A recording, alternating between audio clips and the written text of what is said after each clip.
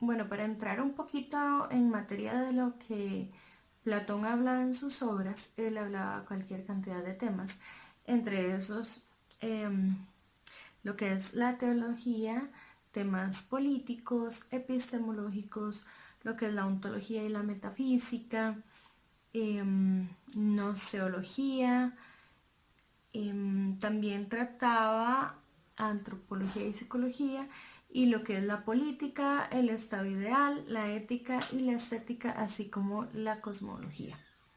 Yo me centré en lo que fue la antropología y la psicología y más que nada en la parte de que él hablaba del alma. Él, para Platón el alma es tripartita y se divide en alma racional, alma irascible y alma concupiscible. El alma racional, y aquí es donde también encuentro una, una conexión con Wilhelm Wundt, él la ubicaba en el cerebro. O sea que de cierta manera ya él tenía esta idea de que había una relación entre el cerebro y la mente.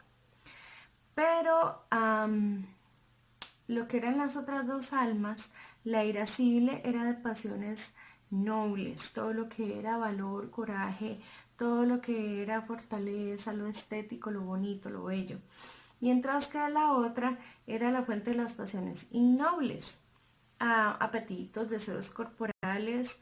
Bueno, esta está situada en el vientre, lo cual es muy interesante porque de hecho todo lo que son sentimientos negativos, por así decirlo, como el coraje y todo esto, va a traer problemas digestivos, problemas gástricos.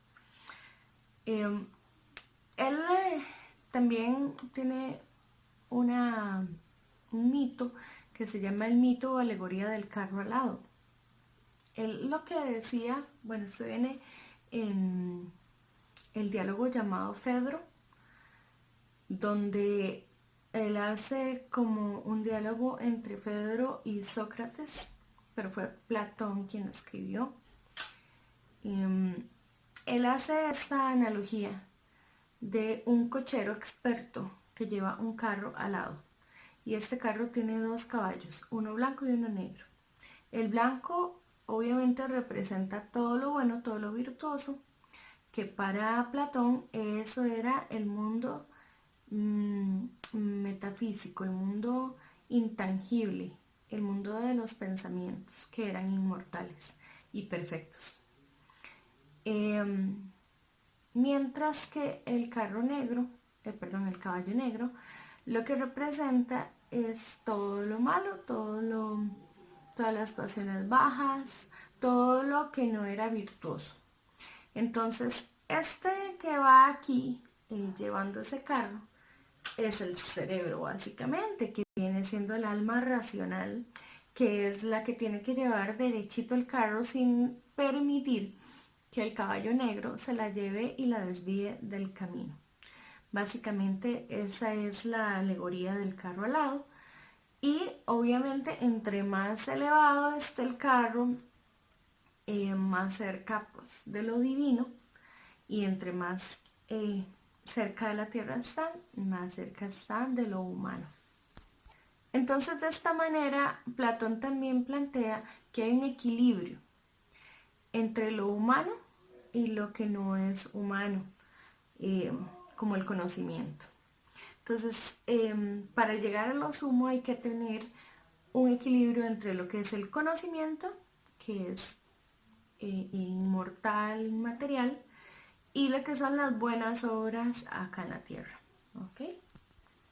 Ahora en el caso de Wilhelm Wundt, elegí un fragmento de un hombre llamado Navalles Gómez, apellidado Navalles Gómez, que dice: en la historia de cada disciplina cabe la posibilidad de un olvido institucional. En el escenario académico de la psicología y la psicología social, este siempre ha sucedido, a razón de las conveniencias y de las imposiciones de paradigmas o de descalificaciones. motivo por el cual en las siguientes líneas se realiza y se comparte un recuerdo histórico sobre la vida y obra de Wilhelm Wundt, un personaje vuelto a postilla histórica u adorno intelectual de los discursos didácticos acuñados en las aulas universitarias, porque sobre él se habla y cita, pero siempre de manera entrecortada o discreta.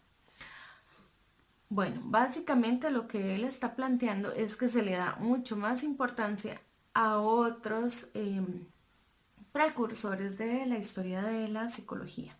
Por ejemplo, Sigmund Freud.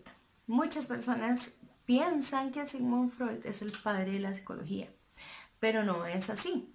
Él es el padre del psicoanálisis. De hecho, Sigmund Freud no era psicólogo, sino que era neurólogo. Bueno, en cuanto a datos biográficos, un par de datos interesantes serían, bueno, el padre de Wilhelm Wundt era pastor luterano y la otra es que Wilhelm, en realidad, a pesar de que fue un genio, en sus etapas tempranas no le iba muy bien en lo académico. De hecho, cuando él llegó a terminar lo que era el equivalente al bachillerato, no había muchas esperanzas para él porque parece que no tenía un futuro muy prometedor a nivel académico. Sin embargo, cuando él intentó hacer sus estudios superiores, llegó a demostrar una gran capacidad investigativa, lo cual le ayudó mucho a abrir las puertas de la universidad. Entonces él estudia medicina, él estudia fisiología y bueno, psicología también. Entonces, para empezar, Wilhelm tiene un gran aporte a la psicología y es que logra que se le clasifique como ciencia, ya que logra darle este carácter científico al asociarla con la fisiología. En ella utiliza el método científico y además de eso los instrumentos que él utiliza son especiales para lo que es física en ese momento.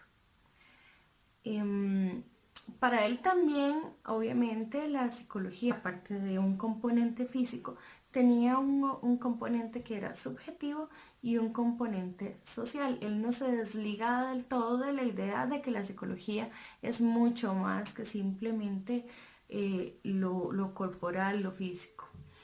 Pero sí se enfatiza muchísimo en esto, justamente para reivindicarla como ciencia, en lo que es el funcionamiento del cerebro y la relación que tiene estos procesos cerebrales con las conductas, el comportamiento, el aprendizaje, etc. Y también habla de un aspecto social en la psicología, lo cual para mí engloba básicamente todo lo que tiene que ver con psicología. Lo que hay dentro de mí, la parte subjetiva, lo que es pensamiento, lo que es voluntad, todo esto, la parte fisiológica que está en el cerebro y que funciona en todo el organismo, y la parte social que no se puede dejar de lado tampoco. Bueno, él fue profesor de fisiología. Y bueno, tengo los nombres de algunas de las obras de él: Lecciones sobre el alma del hombre animal, Tratado de Fisiología Humana, Fundamentos de la Psicología Fisiológica. También tiene otra obra que se llama Psicología de los Pueblos.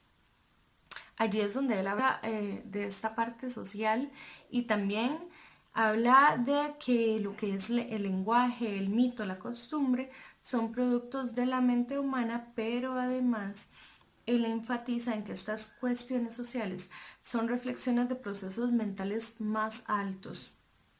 Pero dado que no era posible manipular ni controlar estos procesos, él no logra llevarlos a la parte experimental y demostrarlo.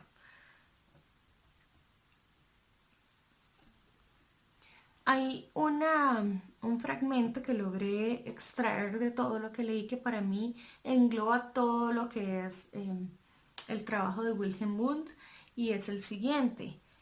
Cada fenómeno mental se asocia a un correlato neuronal sobre el cual se levantan los aspectos más elementales de la conciencia, la sensación y el sentimiento. Las conexiones entre este fenómeno mental y su correlato neuronal promueven la aparición de procesos más complejos como las representaciones y los afectos que dan lugar a la dinámica de todo el mecanismo psíquico. O sea, también Wilhelm Wundt habla de de la experiencia vivida como ese estímulo que actualmente se sabe que va a poner a trabajar todos nuestros mecanismos de percepción que luego van a ser procesados por el cerebro y que luego van a convertirse, entre otras cosas, en sentimientos, en conductas. Bueno, ya para finalizar el video voy a mencionar más o menos las cosas que encontré en común o las cosas contrastantes entre ellos. La primera es que, según considero, sí puede llamarse que son el padre de la filosofía y de la psicología. Sin embargo, tal vez otros personajes más renombrados han conseguido este título. Por otro lado, ambos tuvieron grandes mentores y también muchos discípulos, los cuales formaron en sus academias. Y bueno, en el caso de Wilhelm, el Instituto Experimental, y en el caso de Platón, su academia, que es otra de las semejanzas que tienen. Luego, una cosa que sí es como distinta es el pensamiento dualista de Platón, donde él separa completamente lo que es la mente del cuerpo. Sin embargo, Platón tiene un tinte que lo hace, por así decirlo, asociar lo que es el alma con el cerebro. Y por otro lado, Wundt, que es más de tipo asociacionista, estructuralista, muy de la mano con lo que es la fisiología, también de cierta manera acepta que hay una parte intangible también en esa parte de pensamiento, de psicología, etcétera. Creo que una de las diferencias más grandes entre ellos se podría dar justamente porque Wilhelm Wundt estaba en una época o en una etapa de la historia de la psicología que era muy importante separarla completamente de lo que era la filosofía para poder darle este carácter científico que se estaba buscando. Como conclusiones tengo tres aspectos importantes a tomar en cuenta. Número uno, el documentar el trabajo de un intelectual es muy importante, ya que nos puede pasar como Sócrates, que no dejó nada documentado. Y a pesar de esto, bueno, pues logró ser de bastante renombre, pero hay muchas personas que quizá no han documentado su trabajo y se quedaron en el olvido. Entonces es muy importante documentar el trabajo. Bueno, el segundo punto es que realmente darle a la psicología como profesión ese respeto de ciencia que se merece es un trabajo bastante difícil aún hoy, 200 años después de esta revolución científica, por así decirlo, donde grandes como Wundt y otros que le sucedieron trataron de darle este carácter de respeto a la psicología. Por otro lado, quisiera recalcar que aunque el ser humano cada vez se encuentra más cerca de comprender los enigmas de la mente, del alma y del cerebro, siempre va a existir esa parte que va a ser un mundo desconocido para él, ese lugar intangible donde lo concreto se vuelve inmaterial. me llamó mucho la atención que para Platón esto era una esencia inmortal, la del pensamiento.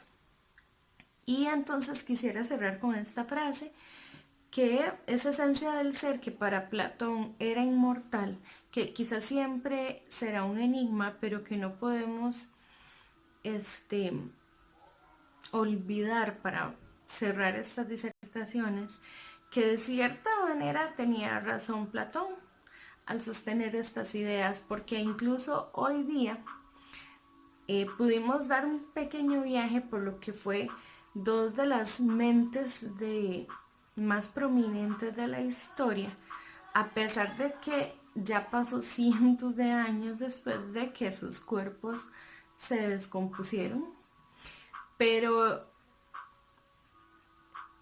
el carácter inmortal de sus pensamientos aún están, por así decirlo, vivos y son capaces de llegar a muchas personas de muchos lugares y sobrepasar muchas generaciones. Entonces, desde este punto de vista, me parece que Platón no se equivocaba al decir que el pensamiento era inmortal. Muchísimas gracias.